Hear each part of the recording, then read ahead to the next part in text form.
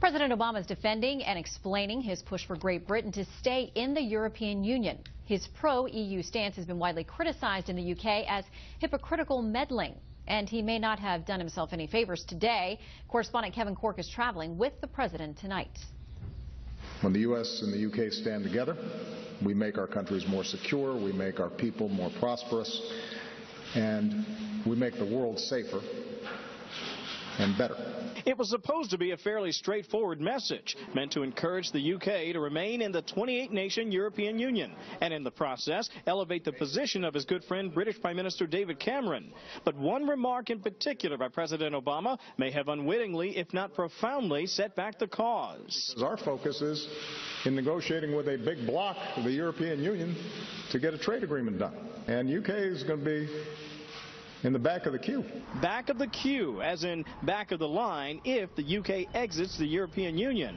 To many UK experts, that sounded like a warning. Well, I thought it was an astonishing intervention by President Obama in the internal affairs of the British people. I don't have some special power over the President of the United States. Barack feels strongly about this and has said what he said. And as I said, it's our decision as a sovereign people, the choice we make about Europe. London's Mayor, Boris Johnson, not one to shy away from controversy, and an outspoken proponent of leaving the EU, mocked the president, writing in The Sun, quote, "The U.S. guards its democracy with more hysterical jealousy than any other country on earth.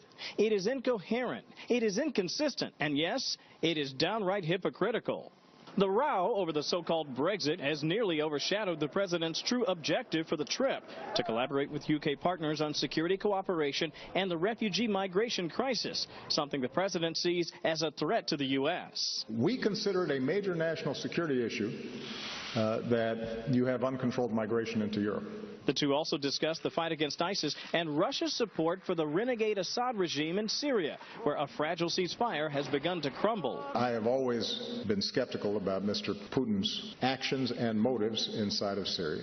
He is, along with Iran, the preeminent backer of a murderous regime. Still, it wasn't all business for the president. Earlier in the day, he and the First Lady lunched at Windsor Castle with Her Majesty Queen Elizabeth II for her 90th birthday.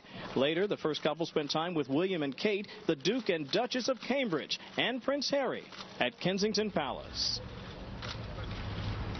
Now, you heard me mention all of them, but what you didn't hear was that the president also got a little time with another royal. Yes, it was past his bedtime, Shannon, but let me share a picture of Prince George, the little 2-year-old heart stealer, spending a little time with the President of the United States. Okay, past your bedtime, but worth it. By the way, his sister, Princess Charlotte, slept through the whole thing. The president also mentioned today his fondness for Queen Elizabeth II. He said she's an astonishing person and called her a real jewel, not just for the UK, but for the entire world. And he also mentioned another royal, if you will, mentioning the late music icon Prince. The president said today he began his day by listening to an LP of the late singer. Shannon? All kinds of royalty, and listen, that little picture of the prince, I think it just blew up the internet this afternoon. Kevin, thanks so much for the update.